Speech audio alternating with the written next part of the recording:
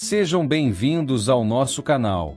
Hoje vou apresentar para vocês o relato da jornada do ator Ney LaTorraca pelo umbral. Ajude nosso canal, se inscrevendo, curtindo o vídeo, comentando, compartilhando para os seus amigos e doando qualquer valor através do botão Valeu. Agora vamos a esse emocionante relato. Amados irmãos, boa noite! A sessão de hoje se reveste de uma luz diferente, uma luz cor ametista que banha esta mesa simples e que acolhe meu coração ainda trêmulo de emoção e saudade. Peço licença à espiritualidade maior e aos mentores desta casa para guiar a mão deste medianeiro e trazer notícias de quem partiu há pouco tempo do calendário de vocês, mas que parece ter vivido uma eternidade desde que fechei os olhos naquele quarto de hospital. Sou eu, meus amores. Ou melhor, sou o que restou daquele que vocês conheceram como Ney, o LaTorraca, o menino de Santos, o afilhado do Otelo, o vampiro que ria, o velho que resmungava. Venho aqui despido das maquiagens, sem os holofotes da emissora, sem o figurino pesado do Conde Vlad, apenas com a túnica tecida pelos meus próprios atos e sentimentos. Venho contar como foi que a cortina se fechou para o mundo de carne e se abriu para o espetáculo da verdade. Não vou mentir para vocês, a travessia não foi um mar de rosas imediato. O corpo cansa, meus irmãos. A matéria, essa roupa emprestada que a gente usa com tanto orgulho e vaidade, ela pesa, ela se desgasta. Nos meus últimos dias, deitado naquela cama branca, ouvindo o bip ritmado dos aparelhos, eu sentia uma mistura de medo e resignação. Eu que sempre amei a vida, que sempre quis pular, dançar e fazer rir, me vi preso à fragilidade da biologia. A dor física existia, sim, aquela inflamação que tomava conta de tudo, mas a dor maior era a do apego. Eu olhava para o lado e via os olhos marejados do meu companheiro de jornada. O meu Ed, aquele anjo que Deus colocou no meu caminho para segurar minha mão quando o palco desabasse. E o palco estava desabando. Eu queria ficar. Eu pedi em silêncio para que o roteirista lá de cima me desse mais uma temporada. Só mais um pouco. Eu pensava. Ainda tenho piadas para contar, mas a respiração foi ficando curta, o ar parecia pesado, denso. Lembro-me de sentir um frio que começava nos pés e subia devagar. As vozes dos médicos ficaram distantes, como se alguém tivesse baixado o volume da televisão. De repente, senti um puxão no peito. Não doía, mas era forte. Era como se um zíper se abrisse nas minhas costas e minha alma quisesse sair daquele traje apertado. Houve um estalo. O tal cordão de prata que a gente lê nos livros e acha que a poesia se rompeu. E nesse momento, irmãos, a confusão se instalou. Eu me vi em pé, ao lado da cama. Olhei para baixo e vi meu corpo, aquele nem envelhecido, pálido, imóvel. Tentei tocar no Ed, tentei dizer, ei, estou aqui, não chora. Mas minha mão atravessou o ombro dele como se eu fosse feito de fumaça. Gritei. Ninguém ouviu. O desespero de não ser notado para um ator é a pior das mortes. E ali, o medo me pegou. A cena mudou. O quarto de hospital sumiu. De repente, não havia mais luz, nem médicos, nem flores. Havia uma névoa cinzenta, úmida, fria. Eu me vi caminhando por um lugar que parecia um cenário de teatro abandonado, cheio de sombras e sussurros. Era o umbral, meus amigos. Não aquele inferno de fogo que pintam, mas um lugar de pensamento, onde nossos medos ganham forma. Eu andava e ouvia aplausos distorcidos. Ouvia risadas que não eram de alegria, mas de escárnio. Cadê o sucesso, Ney? Cadê o glamour? As vozes diziam. Cadê o glamour? Eu me senti pequeno. Chorei. Chorei como criança perdida na multidão. A solidão ali era palpável.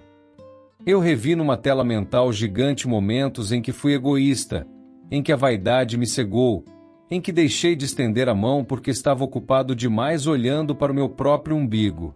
A consciência, meus irmãos, é o juiz mais severo que existe. Não há Deus punindo com o raio. A nós mesmos nos punindo com o arrependimento. Eu sentei numa pedra fria, coloquei a cabeça entre os joelhos e rezei. Rezei não o Pai Nosso decorado, mas uma conversa franca. Senhor, se eu fiz rir, se eu trouxe um pouco de alegria, me ajuda agora. Eu sou só um palhaço perdido. Foi então que a névoa começou a clarear. Não foi de repente. Foi suave, como o amanhecer em Copacabana. Uma luz dourada começou a furar aquele teto cinza e eu ouvi uma risada. Aquela risada inconfundível, rouca, cheia de ginga e malandragem boa. Levanta! Afilhado! Que papelão é esse de ficar chorando na entrada do teatro? Levantei a cabeça e não acreditei. Pequeno na estatura, mas gigante na luz que emanava, estava ele, meu padrinho, o grande Otelo. Ele vestia um terno branco impecável, brilhava como se tivesse engolido uma estrela. O sorriso dele era o farol que eu precisava. Padrinho? Perguntei com a voz embargada. É Sebastião. Moleque. Vamos, o espetáculo continua, mas agora o palco é outro. Ele estendeu a mão. Quando toquei a mão de Otelo, senti um choque térmico de amor. O frio passou, a dor sumiu, o peso da idade desapareceu.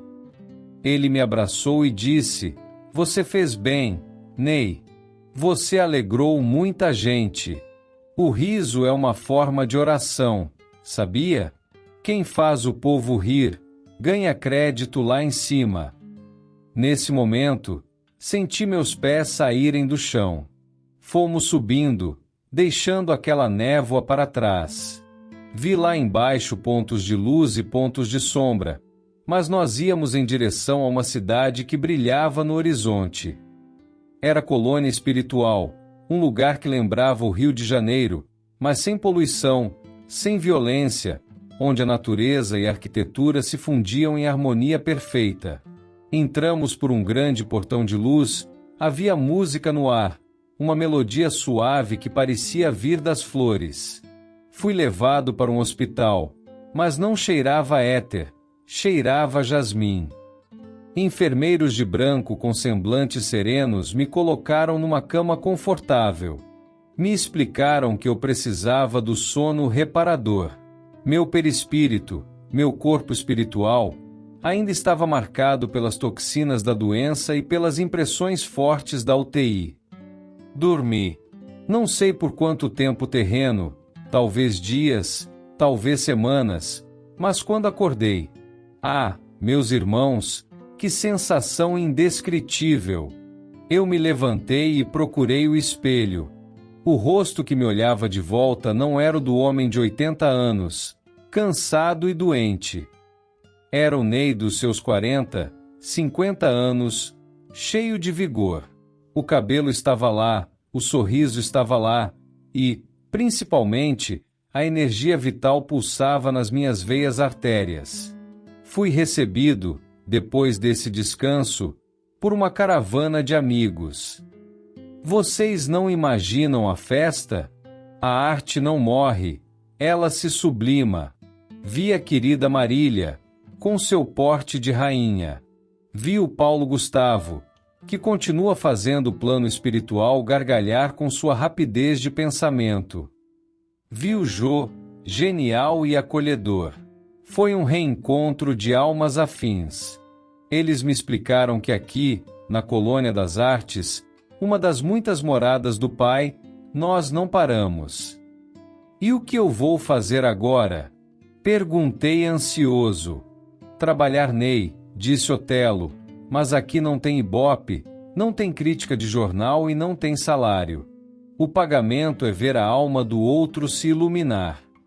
E é isso que tenho feito, amados. Estou trabalhando no departamento de terapia pelo riso. Nós visitamos zonas mais densas, hospitais espirituais, onde irmãos recém-chegados estão presos em depressão profunda, em culpa, em dor.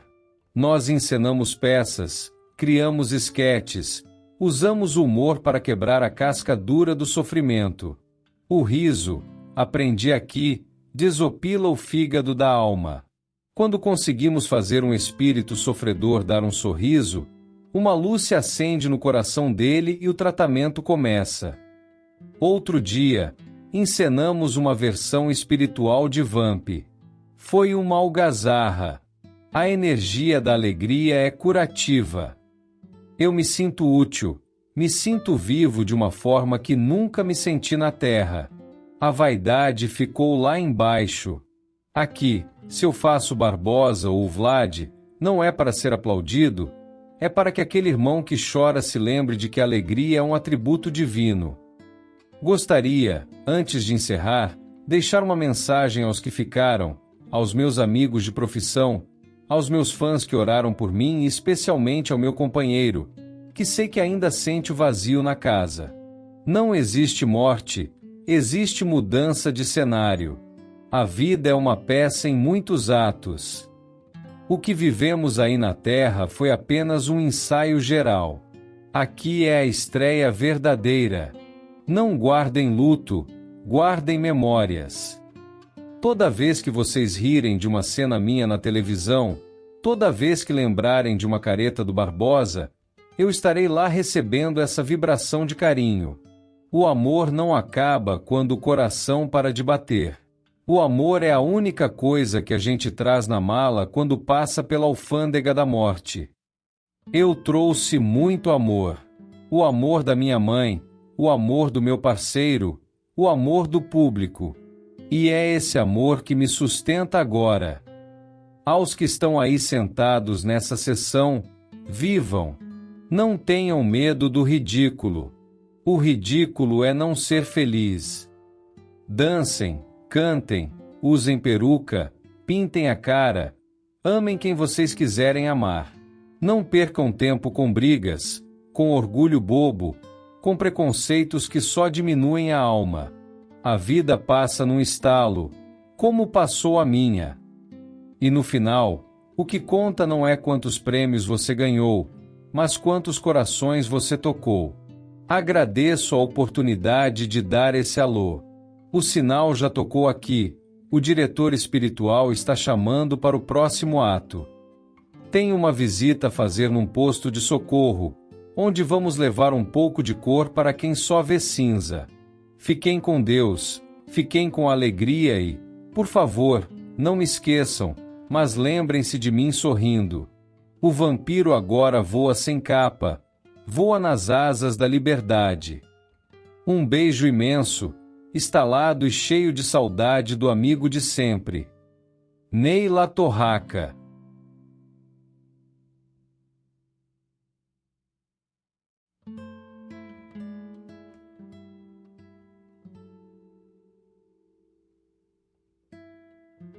Se você gostou de nosso vídeo, não se esqueça de se inscrever, curtir o vídeo, comentar e compartilhar para os seus amigos.